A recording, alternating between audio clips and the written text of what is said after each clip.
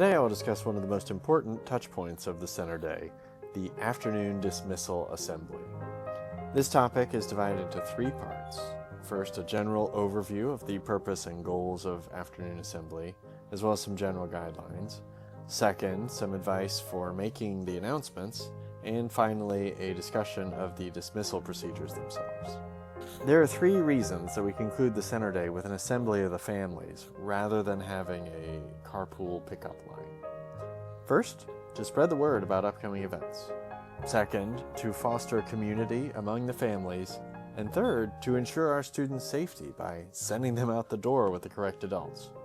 Student safety is obviously the most important of these three, but don't miss this opportunity to build up the community in your center. While the center day is such a big and fun and tiring event for tutors and administrators, it can be easy to forget that most of your parents' exposure to RCA is only a few minutes per week. Sure, they're following their lesson plans and reading emails, parent square posts, and sure, the students have a lot of exposure to RCA because they're with you all day. But this is a hugely important event since it may be the main touch point that you have with many of your parents, so you want to do your best to ensure that it's a positive one.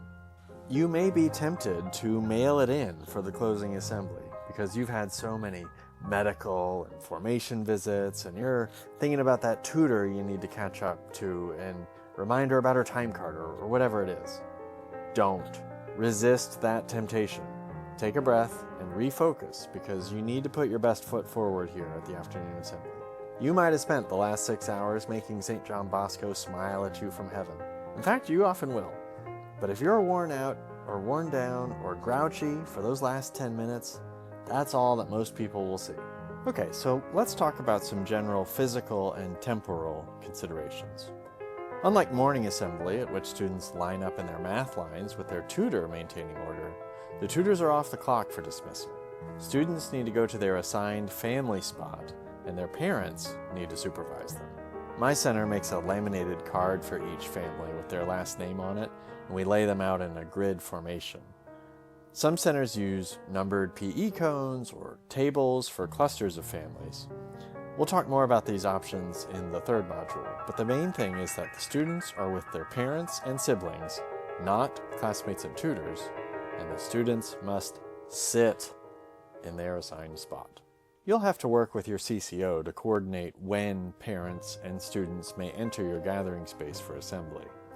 This will depend on too many factors to consider here, but I want to offer a few things to keep in mind as you develop those procedures.